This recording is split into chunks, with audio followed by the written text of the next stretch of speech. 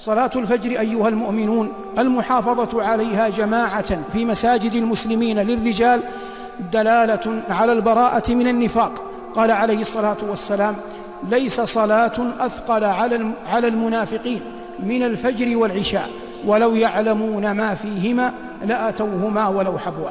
صلاة الفجر مع أخواتها مما يؤدى في الظلمة يكسب المؤمن نورا تاما في عرصات يوم القيامة، يوم ما يكون المؤمن أحوج ما يكون إلى النور.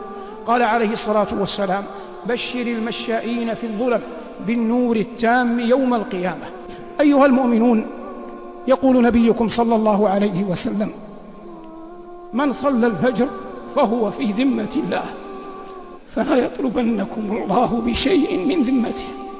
إن أعظم ما يقف به المؤمن على هدي محمد صلى الله عليه وسلم أن يعلم أن النبي عليه الصلاة والسلام مات وهو محافظا على هذه الصلاة وغيرها أعظم حفظ، حتى إنه قال في السنة القبلية التي قبلها: ركعتا الفجر خير من الدنيا وما فيها.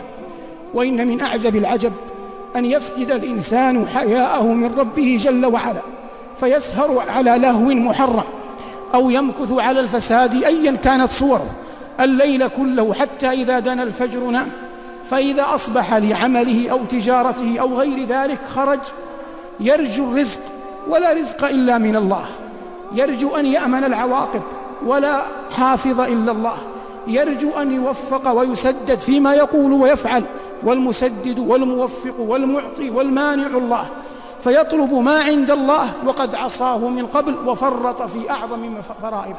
يقول الله تبارك وتعالى: أمن هذا الذي هو جند لكم ينصركم من دون الرحمن إن الكافرون إلا في غرور، أمن هذا الذي يرزقكم من أمسك رزقه بل لجوا في عتو ونفور، أفمن يمشي مكبا على وجهه أهدى أمن يمشي سويا على صراط مستقيم. إن من أعظم الفعل ودلائل النجاح وأسباب الفلاح أن يؤدي الإنسان إن كان رجلا صلاة الفجر في جماعة مع المسلمين، وأن تؤديها المرأة أو الفتاة في وقتها في بيتها ما استطاعت إلى ذلك سبيلا. فأداء صلاة الفجر نوع من السكينة والإطمئنان وأمان، ويقع المؤمن في ذمة الله.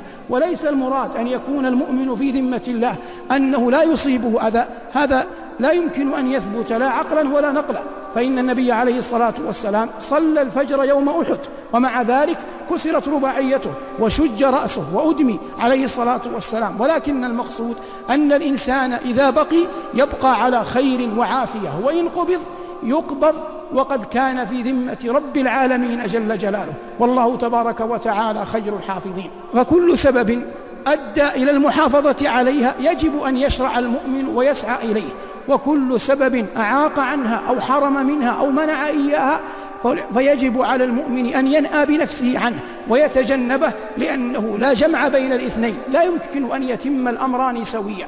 الله تبارك وتعالى خلق الناس منكم مؤمن ومنكم كافر، وبين لعباده النجدين، وأداء صلاة الفجر جماعة من أعظم أسباب التوفيق.